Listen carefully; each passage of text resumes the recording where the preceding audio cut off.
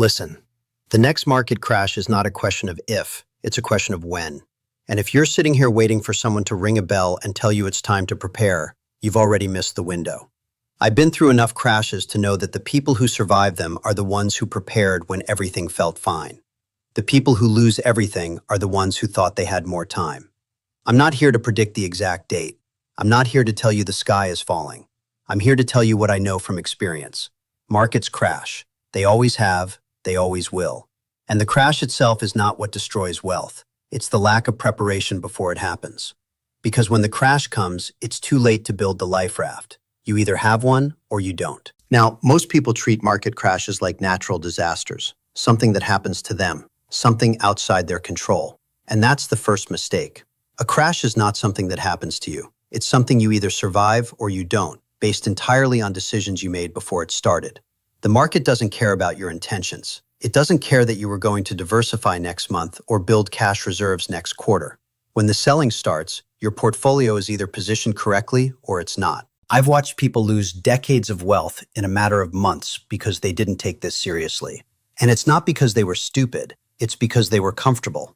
Comfort is the enemy of preparation. When markets are going up, when your portfolio's growing, when everyone around you is making money, preparation feels unnecessary. It feels paranoid, but that's exactly when you need to do it. Because by the time it feels necessary, it's too late. Here's what I learned from every crash I've lived through. The dot-com bubble, the financial crisis, the COVID collapse. Every single one of them had the same pattern. Before the crash, everyone thinks it's different this time. They think the fundamentals have changed. They think the rules don't apply anymore. And then reality shows up. And reality doesn't negotiate. The people who made it through those crashes had something in common. They weren't lucky. They were prepared. And preparation is not complicated. It's just uncomfortable. Because it requires you to do things that feel wrong when everything's going right. It requires you to take chips off the table when everyone else is doubling down. It requires you to hold cash when cash feels like it's losing value. It requires you to hedge when hedging costs money. Most people can't do it. Not because they don't understand it, but because they don't want to miss out. So let me walk you through exactly what you need to do before the next crash. Not theories, not abstract concepts, specific actions that will determine whether you survive or get destroyed. The first thing you need to do is build a cash position. And I'm not talking about whatever's in your checking account. I'm talking about real liquidity. 6 months of expenses at minimum. 12 months if you want to sleep well. 24 months if you're serious about opportunistic buying during the crash. Here's why this matters. When markets crash, everything becomes a forced seller's market. People who need cash sell assets at terrible prices because they have no choice. People who have cash buy those assets at discounts. That's how wealth transfers, from the unprepared to the prepared. But you can only be a buyer if you have cash. And if you're fully invested when the crash comes, you're not a buyer. You're a victim. I know what you're thinking. Kevin, cash is losing value to inflation. Cash is a bad investment. And you're right. Cash is a terrible investment during normal times. But crashes are not normal times. During a crash, cash is the best performing asset you can hold. Because when everything else is down 30, 40, 50%, cash is still worth exactly what it was worth. And more importantly, cash gives you options. It lets you buy when others are selling. It lets you cover expenses without liquidating investments at the bottom. It lets you wait. Most people don't have cash because they're chasing returns. They see their cash sitting there earning nothing, and they feel like they're losing, so they invest it. They put it in stocks, in crypto, in real estate.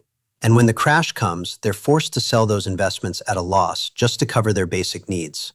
That's not investing, that's gambling. And the house always wins when you're gambling with money you can't afford to lose. So here's the rule. Before you invest another dollar, you need 6 months of expenses in cash. Not in a brokerage account, not in bonds, in a savings account. Liquid, accessible, boring. And if you can't build that cash position without selling investments, then you're overinvested, which means you're already taking more risk than you can handle. And that risk is going to cost you when the market turns. The second thing you need to do is stress test your portfolio. And I mean actually stress test it. Not just assume it'll be fine, not just hope for the best, run the numbers. Here's how you do it. Take your current portfolio. Assume stocks drop 40%. Assume real estate drops 20%. Assume bonds drop 10% if rates spike. Assume your crypto goes to zero because it might. Now look at what's left. Can you survive on that? Can you cover your expenses? Can you sleep at night? If the answer is no, your portfolio is too aggressive, and you need to fix it now, not later. Most people have no idea how their portfolio would perform in a real downturn because they've never actually modeled it. They just assume it'll recover, and it probably will recover, eventually.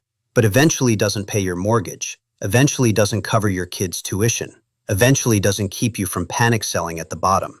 You need to know with precision how much pain your portfolio can take, because if you don't know that number, you're going to find out at the worst possible time.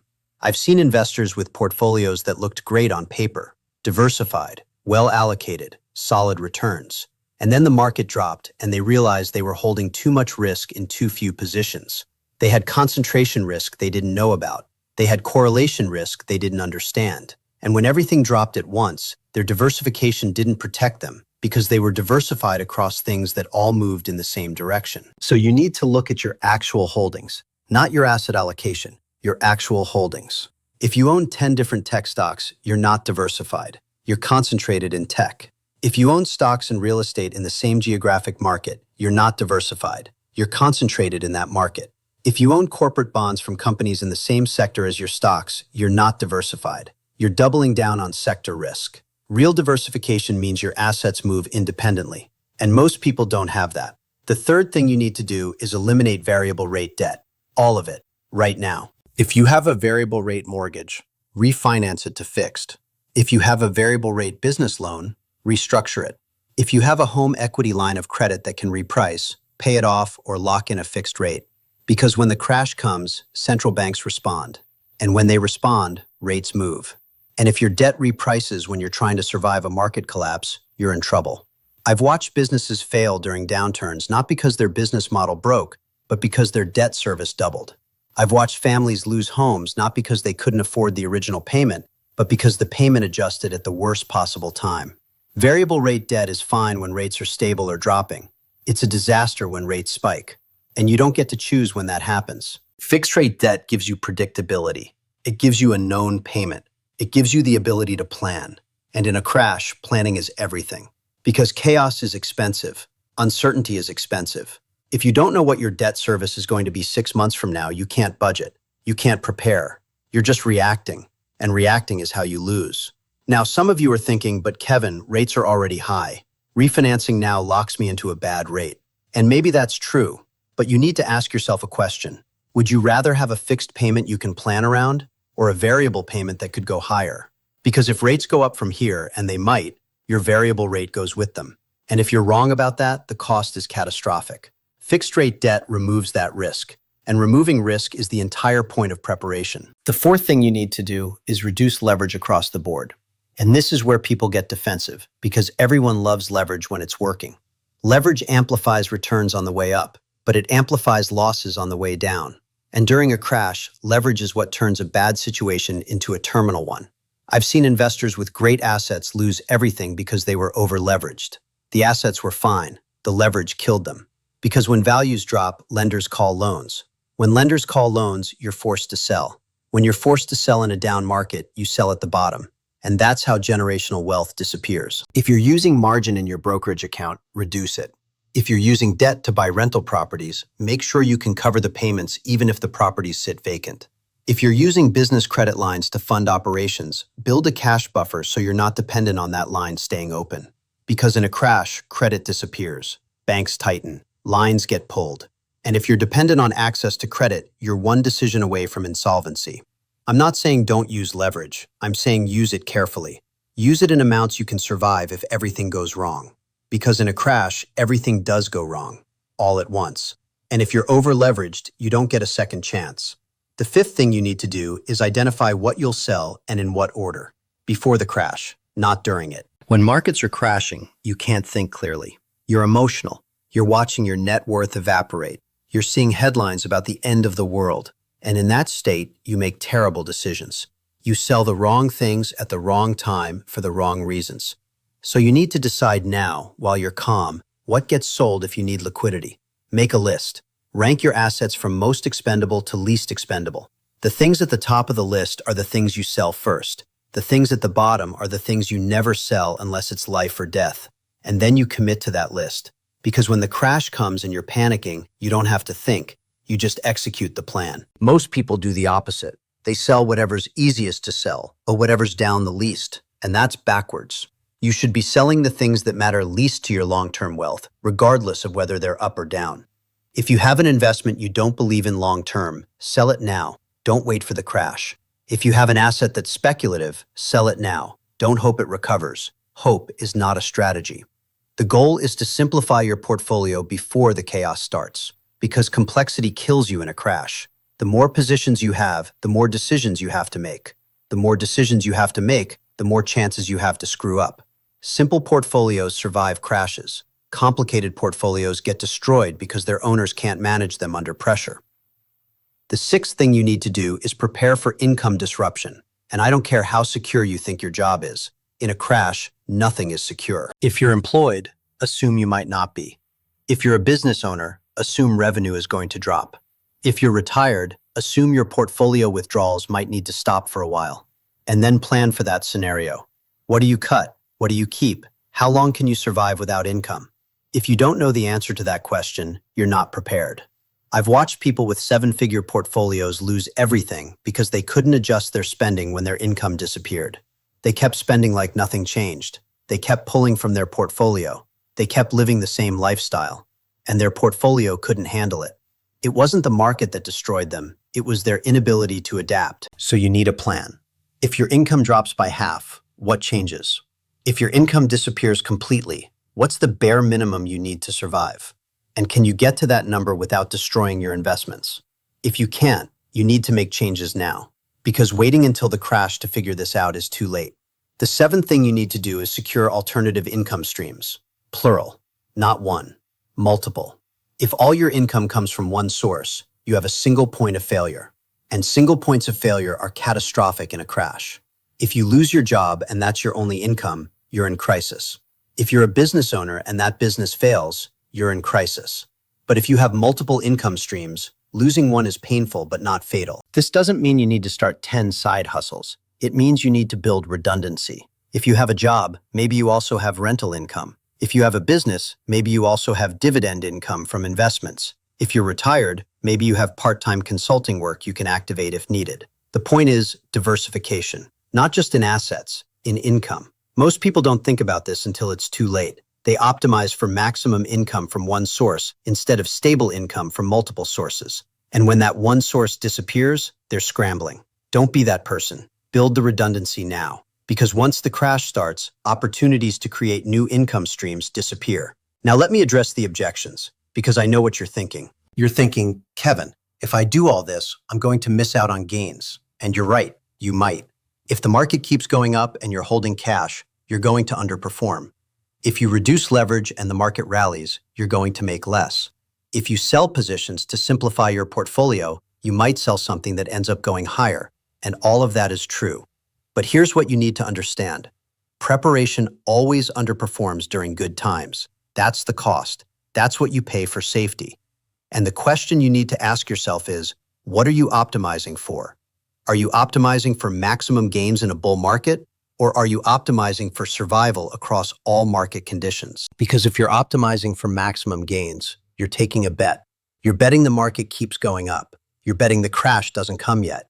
You're betting you'll see it coming and have time to react. And maybe you're right, but if you're wrong, the cost is everything. Is that a bet you're willing to make with your family's financial future? I'm not. I've made too much money and lost too much money to think I can time markets perfectly, so I don't try. I prepare. I position myself to survive the worst and participate in the best. And that means I give up some upside. But I sleep well, and I'm still here after multiple crashes. Most people can't say that. The other objection I hear is, this sounds like market timing. And I don't believe in market timing. And you're right, this is not market timing. Market timing is trying to predict the exact top and bottom. This is risk management. This is positioning yourself so that when the inevitable happens, you're ready. There's a difference. Market timing says, I think the crash is coming in 3 months, so I'm going to sell everything now and buy back later. Risk management says, I don't know when the crash is coming, but I know it's coming eventually, so I'm going to build a portfolio that can handle it. One is a prediction, the other is preparation. I don't do predictions, I do preparation. And here's the thing. If you do everything I just outlined and the market doesn't crash for 5 more years, you're still fine.